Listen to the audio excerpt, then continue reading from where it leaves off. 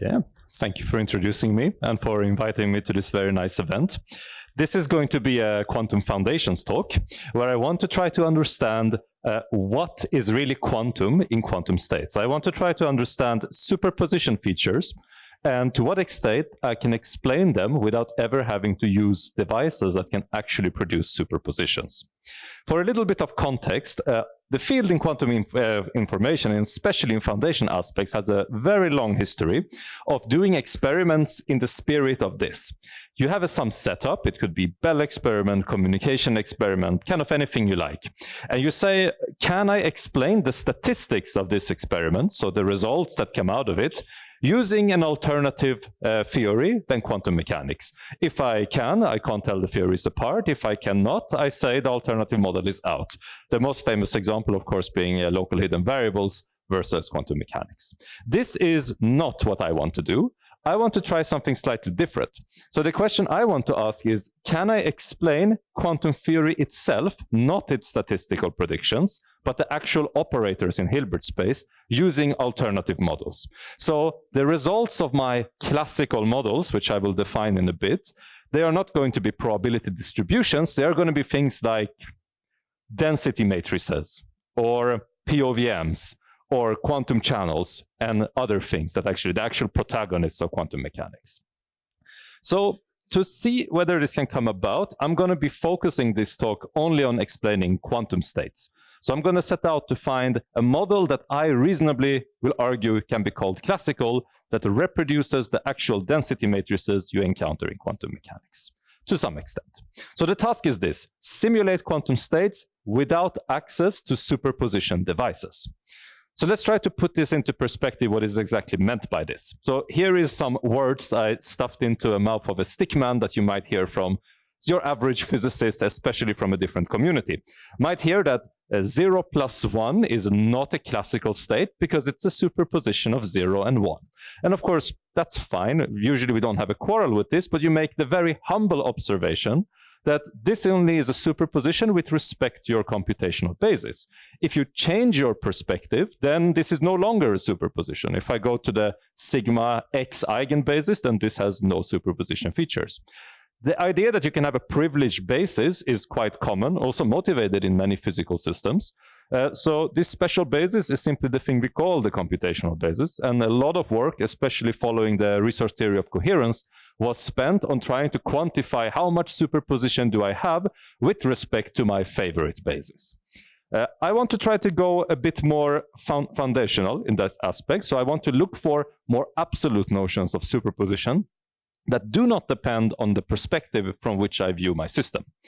Of course, this is an immediate consequence of trying to adopt an absolute notion of superposition, is that if you give me any state, ρ, it will of course have no coherence, no superposition in its own eigenbasis. Everything is diagonal there. So I can never say that the state is absolutely in superposition because there's always a basis where it all vanishes. So a conclusion from this little observation is that superposition, coherence, must be a property of a set of quantum states, the relational property, not an absolute one of a single state. So how can you try to talk about basis-independent superposition? Well, you can find this easily in the literature. It's almost quantum mechanics 101. You take a set of states, I call it E, so there are density matrices in there, rho 1, 2, 3, and so on. And then you say, does there exist some basis in which all these states have no superposition properties? So if I go into this specific reference frame, then all the coherences are gone. Well, you open the Quantum Mechanics 101 textbook and it tells you the set of states, rho 1, 2, 3, and so on, they can be jointly diagonalized if and only if all the states pairwise commute. If they can, well, then I have no superpositions, otherwise I do. So if you want to give a little bit of a box device picture to this, you can think of it like that. A thing that is key to this very basic textbook result is that you don't care what is the diagonalization basis. If they all pairwise commute, there exists some basis that removes the superposition. Which one it is totally secondary. So I can think that index of the basis that I don't care about, I can call it lambda. So there is a device where you can press a button called X and it will generate state number X in your ensemble. And if you go to that special basis, then all those density matrices will be diagonal. So this is how I think of this textbook theorem. So now I want to ask this question. So this is the core of what I'm proposing. Can classical theories do more than simply commute or not commute? Clearly, if everything commutes, I have no quarrel, everything is classical. But my question is, can you imagine a more powerful theory that you could arguably still call classical, which can do more than just commute? So I want to motivate that with my favorite silly example. So this is the disk of the Bloch sphere, x and z directions, and these are the BB84 states, so plus minus x, plus minus z. You notice I've shrunk the length of the vectors a little bit, so the length is called v, it represents some noise. So some basic things you find in the literature. If the length is 100% pure, then you do BB84, everything is totally quantum, no classical model should be possible. If you shrink the V down to 78% of the length, then BB84 fails, at least against coherent attacks. If you shrink it down a bit more, quantum communication protocols like quantum random access codes start failing. But it's only if you shrink it all the way to 0, so all the states are just the origin, where they actually commute. To me, it appears unreasonable that the power of a classical model in explaining these states is essentially when they are all equivalent. If I give you an epsilon of signal and 1 minus epsilon of noise, I should be able to explain this classically. I should not expect that a quantum technology can ever rely on such a seemingly useless state. So I'm looking for a model that can do that. So here is the task of my model. In my model, you give a classical input, x. It's the label of the state you want. So you have your set of states, row 1, 2, 3, 4. You give x, telling you give me state number 3. And this classical model hiding under this big black box here is supposed to generate your density matrix for you.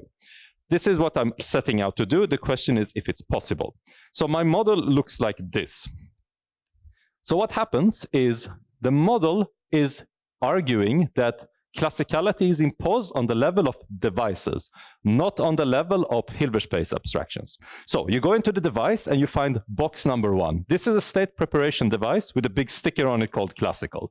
For me, this means, just like in the textbook, that anything that comes out of this device, so tau, x for the button you pushed, 1 for device number 1, everything that comes out is commuting in the completely ordinary textbook sense. Everything has no coherence. But you can have many of these devices. You can have maybe even infinitely many of them. But all of them are outputting things that have no superposition features. Everything is commuting, only classical randomness around. And what you can do is that you can roll some dice, some classical random variable, and select which classical device am I actually going to use in this round of the simulation. So you roll your dice and it said use device number 1, you take the state and you give it as your output. And my question is simply, by classically pre- and post-processing devices that have no superposition features individually, can I emulate what looks like a superposition in the output? So, all right, that's the main point. Each device is operating in a fixed basis. It's classical in the textbook sense. So if I try to formalize this mathematically, I am looking out for my set of states, rho x, having a model where I can randomly, with some density, go to my favorite box number lambda, pick a state from that box where I push the button for the classical label, and what I require is that everything that comes out of that box commutes. So all the different x's for the same box label lambda, they have no superposition feature. If such a model exists, I will argue that this is a classical model for the quantum states, and if it doesn't, I will call it a genuine superposition feature. A way to think about it is as if you have hidden degrees of freedom that are classically controlled remotely. So if you have exact knowledge of your quantum degrees of freedom, then you check commutation like the textbook. This is asking whether an observer that has a classical correlation with your device to which you don't have access could make you think that you have superpositions when you actually do not. So it's like a classical control of a quantum superposition. I want to draw a little analogy with entanglement just to give at least a feeling for how I like to think about this. So here is some more textbook facts. Something that everyone knows very well. If you have two particles, a very basic question is to ask whether they're separable or not, if they are entangled. And if they are entangled, that ontological feature of non-classicality takes a form in an operational notion, Bell non-locality. If the underlying quantum object is entangled, then you have some hope of it leaving a actually operational signature by violating a Bell inequality. So the resource, the entanglement, is needed to get the statistics, the non-locality. Now you can jump to single quantum systems, where there is, of course, no entanglement. So there we have communication experiments. So you have a preparer that makes some states based on some classical label, sends them over, you make some measurements, and you get statistics. So the result B given state X, measurement Y.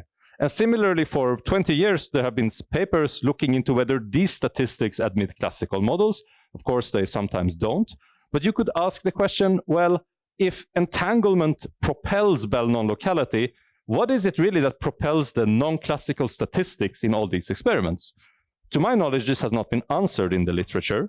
And I'm arguing that this is being filled by this notion of classical models for quantum states, that it plays the role of what entanglement is to non-locality, the classical model for quantum states plays for the operational statistics in communication experiments. It's a way to think about it. At least that is kind of useful once we move on. We can make the connection a bit more explicit. So these communication experiments, often called prepare and measure scenarios, they look like this. You take a classical input, you generate some unknown quantum state. It's a black box. Message goes over a channel, an unknown measurement is applied, some result comes out. So it's very Bell-inspired. And in a usual classical model for these things, since 20 years, they would say, well, the message that goes over the channel is not quantum, it's classical. So that M is an integer, 1, 2, 3, 4, and so on. And the question then is, well, if you give me correlations here, can I explain it with a classical message? If I can, then there is no quantum feature. So you can write down that intuition. This is the usual classical model that people have used.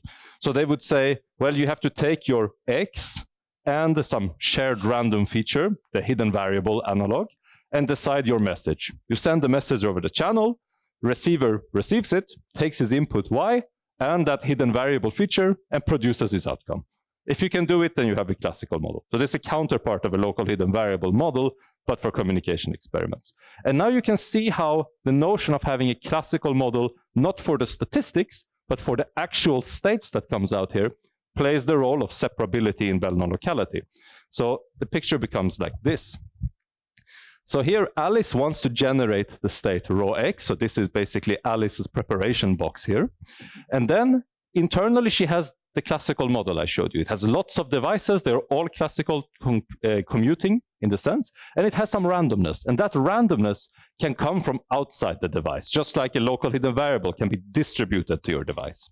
And this random variable is telling you the hidden basis in which your device is actually operating.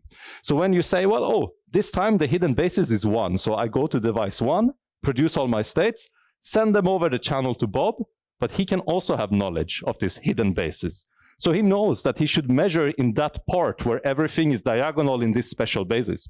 So essentially, he can distinguish the messages without ever seeing any coherence because he knows the hidden basis. And this brings you back exactly to a model like this. This is the counterpart to how assuming a separable state gives you Bell locality. Having a classical model for your quantum states gives you classicality in communication experiments. Little example. So the key thing here is that I claim that these models that simply use classical randomness to power up commuting devices are much more powerful than actually having commutation only. This is the simplest example I know. For those of you familiar with measurement incompatibility, you will immediately recognize it. So what I'm looking for is to simulate the BB84 states, the X and Z bases. So to do it, I'm just going to use two devices, two classical preparation devices. First one is the red line, so everything on the red line is commuting. My second device is the blue one. Everything on the blue line is commuting. And what I can do, I can classically mix these two devices together. So when I do that, I start getting states that can sit on the lines that connect the arrows. So I get states along these lines. And if I say I'm 50% of the time calling the first device and 50% of the time calling the other device, I'm going to end up generating states on the middle of these lines. So I get one here, one here, one here, one here. These are exactly the block vectors of the states I want, but shrunk a bit, shrunk up to 1/√2. So this extremely simple classical model that I'm only trying to sketch for you now is actually explaining these very much not commuting, noisy forms of BB84 states. So you get the threshold where suddenly your classical model can explain everything that goes on. Funnily, this threshold coincides exactly with the point at which these things stop violating tests of statistical classicality. So it's actually a necessary and sufficient condition for them being non-local in that sense. So this concept is not only motivated by itself, but it admits many ties to established notions in the foundations of quantum mechanics. The first one is to measurement incompatibility. So I'm trying to make a link between classical states, in my sense, and incompatibility of measurements in the standard sense. So I start with my set of states. So you throw me a bunch of states, row 1, 2, 3, and so on. And now I'm going to define a POVM because I simply think it's convenient. The POVM is going to have binary outcomes. So I put the first outcome to be row X. Think of it as a measurement operator now. And the complement to make sure I respect completeness relation. So I have one of these binary POVMs for every state that I have in my original set. So what we can prove is this theorem. If the set of states have a classical model, then the set of measurements is jointly measurable. And you can also strengthen this. If you have qubits, you can also go the other way around, which means the classicality of qubits is equivalent to the ability of having compatibility in binary, unbiased measurements. Otherwise, it turns out to be a strict one-way direction. This type of relation you can also find for other notions in the foundations of quantum mechanics, and particularly for steering. So if you start with the qubit case for steering, for those of you unfamiliar with it, steering is basically a Bell experiment where you say that half the device, half the experiment, so say Bob, is fully characterized. So you're trying to make black box measurements on the left and create a sort of action at a distance on Bob's laboratory. So these things in the literature, based on steering, of course, have been tested by inequalities of this type. So people come up with steering inequalities when they say, Alice makes some unknown measurements, like in Bell. Bob makes some well-defined measurements, because you can do that in steering. And there's a bunch of coefficients that I choose cleverly, and then I get some bound, and I can violate this in quantum mechanics. And if I violated this, I am steerable. So these inequalities have been studied for 15 years at least. So what we can show is that if you have any one of these inequalities, you can transform it into a test of classicality of states. So if you take that inequality, you can create a test of classicality by simply taking exactly the same coefficients, exactly the same measurement, and replacing the unknown measurement of Alice with the state that you're actually taking from your ensemble. You can also map back. So there is a one-to-one map between these for qubits. For QDIT, high-dimensional systems, the steering connection is a bit more less straightforward, because you have to restrict to measurements on Alice that have only binary outcomes. But with some tricks, you can also map steering inequalities in that scenario into the scenario we care about. So the one where you have unknown states from your so-called quantum preparation device being tested by another one. In general, the basic question here, once one has adopted this definition, is of course, how do I ever distinguish if my seemingly superposition states truly have a classical model, or if they have a genuine superposition feature? This is a hard problem, much harder than simply checking commutation. We don't have a full solution, but we have a partial one. So in general, since the set of classical states is convex, you can always separate it with a hyperplane. So let's make hyperplanes. In general, hyperplanes would be, I take some unknown states. The things I want to show are truly not classical. I take some target measurements that I perform, and I take some coefficients to represent my hyperplane. And if I can put a bound on these, then I have a partial criterion for their classicality. So we have shown how you can compute these types of bounds that you can then try to violate. But they have some serious drawbacks. The first serious drawback is that to compute the bound, you need to do a semi-definite program over a very large set. So you need to do STP number 1, 2, 3, and sometimes up to millions and millions. It's computationally expensive. You don't really want to do this. The second problem is that you don't also know how to choose the coefficients in the smart way. It's very similar to entanglement witnessing. Once you have a smart witness, you can use it, but figuring it out is much less straightforward. So the big drawback is not only that we don't know how to optimally choose witnesses, but also computing the bounds. It's something that works well for small systems, basically. So I want to return to the foundational emphasis of this talk, which is that what I really want to do is not to benchmark whether your favorite set of states, I don't know, 10 states of 5 dimensions is classical or not. I want to tell you when quantum mechanics, all of it becomes classical. Imagine you have a preparation device that can create every single state in d-dimensional quantum theory. And I want to ask, under which conditions can I simulate all of it? If I can, then basically every protocol you have, I will give you a classical model for it, because they have to use some of the states in quantum theory. So that's the main goal. And this one I want to address first by looking at qubits as a toy case. So here, all the states in quantum mechanics is the surface of the Bloch sphere. So question, how much do I have to shrink the Bloch sphere? So I want to uniformly just reduce it by putting noise on it in order for everything inside it to admit a classical model. So shrinking it basically means you take the pure state psi and you mix it with the identity, so the origin, with some length v, just like for my BB84 example. So what we can prove is that the critical solution is half. So if you shrink the Bloch sphere by cutting its radius in half, that's the necessary and sufficient condition for everything to turn classical.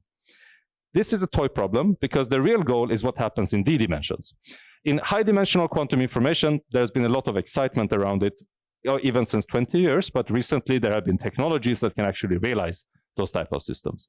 The excitement has come because systems become much more noise tolerant, they become loss tolerant, QKD can generate higher keys in principle, and I want to try to give one perspective at what is fundamentally propelling these states to become so powerful. Why is it so much harder to explain them once you go into this regime? So again, I take all states in d-dimensional quantum mechanics. So that's my ensemble. I mix them. Sorry, that should be a D, not a 2. I mix them with a maximally mixed state. And I ask, what's the critical amount of noise I need for the whole theory to turn classical? The solution, you can, a bit to our surprise, decide exactly again, necessary and sufficient condition. So the amount of visibility, 1 minus noise that you need, turns out to be harmonic number and related to dimension. If you're not familiar with harmonic number, forget the formula. I will just put a plot of this thing. So it looks like this. So here on the axis, you have the dimension.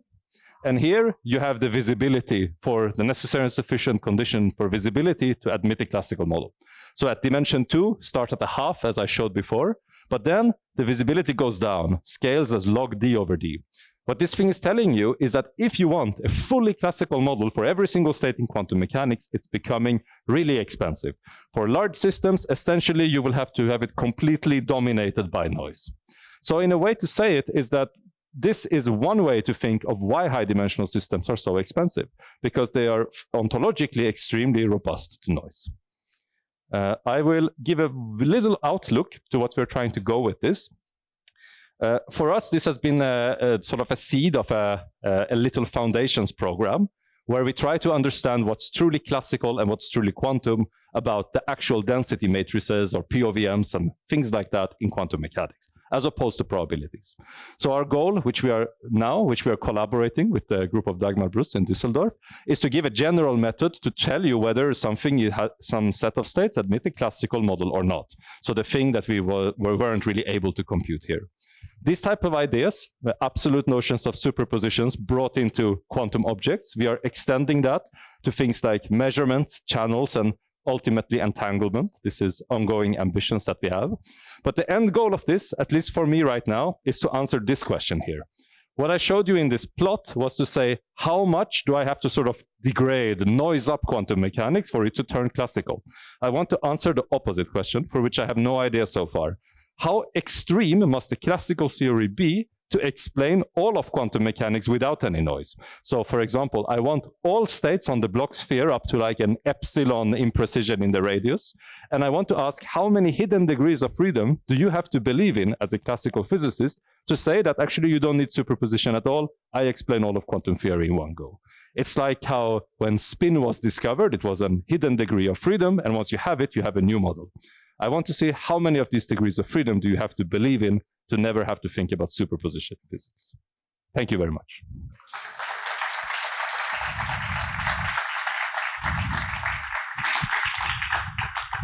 Thanks for the excellent talk.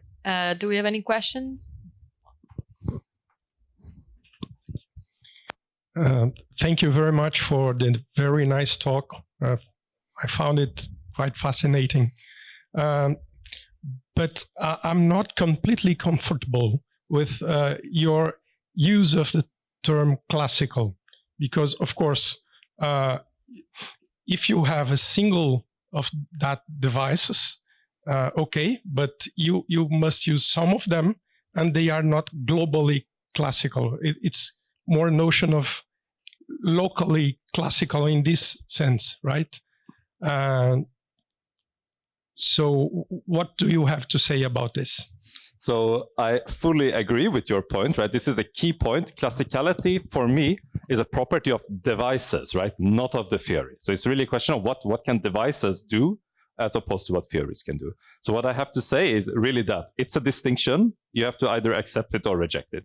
I think this notion of classicality is very much in line with a quantum information way of thinking. So your classical model is never a real classical model, in the same way that the hidden variable model is never Fourier optics. It's an extreme conceptual limit of what you would be willing to call classical, even if that hidden variable theory actually never existed in classical physics. This is the same spirit. I'm trying to capture the maximally powerful notion of what classical could mean, not suggesting that Fourier optics or electromagnetism would actually fulfill this full potential. So it's very much like a hidden variable model. What's the conceptual limit, not what is actually the physical limit of the system.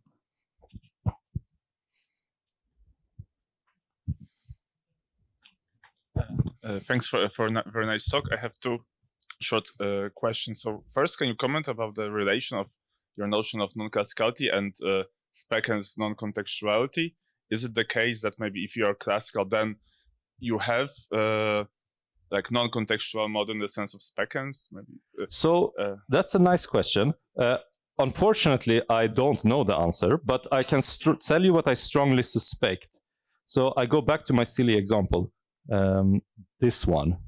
So depending on how you treat Speken's contextuality as a property of preparation, measurements, or both, if you go for both, which is the most common way, then you can actually fulfill what I call the silly example here. So you can go to all the states are the same, and you give an epsilon signal, and they become contextual. To me, this is a sign that contextuality is, in that sense, is not a very good notion of classicality. So regardless of that, that would suggest that these two are very different things. Okay, second question. Can you comment, like, at the very end, you gave thresholds for classicality under the polarizing noise. Like, is there some different, like, relation to, because, yeah, like those bounds, they look like bounds for joint measurability, for projective measurements, yes, right? Good observation. Like, yeah, yes. So is that the reason, like, why? So that puzzles us. So I showed you before, right, that in classicality implies joint measurability. So this number for sure cannot be bigger than that of joint measurability. But indeed, it's the same. And that's strange because we can also prove that there is a gap between these concepts. So for qubits, they are one-to-one. For qubits, there is a big gap between them. But in the limit of the full theory, they sort of converge again. And I have no good physics understanding of why this happened, but it is the same number. Thanks. I'm sorry I cannot give you a more sharp answer than that. Hi, thank you very much for the talk. So you mentioned that given this notion of classicality that you defined, you would like to now try to understand how many hidden degrees of freedom you would need to be able to simulate all of quantum theory. Do you expect there to be a number of hidden degrees of freedom that would achieve this, or do you expect that there could be a gap that even if you have infinite hidden degrees of freedoms, you could not simulate it? So indeed, that's a very good question. I only have speculations because we haven't gotten there yet. But what you can know for sure is that if you say you literally want the whole block sphere, then this question is meaningless. You will never be able to do it. So it's like a scaling thing. I take my block sphere and I go up to radius 1 minus epsilon, and I send epsilon to 0. And the question is, how does the classical number of degrees explode with epsilon? We know it has to explode for device-independent reasons. The question is, how fast does this go? So if you are an experimenter and would push for the most pure state generator that you could have, this would tell you how many degrees of freedom you have to believe. Thank you very much. We have time for one last question over there.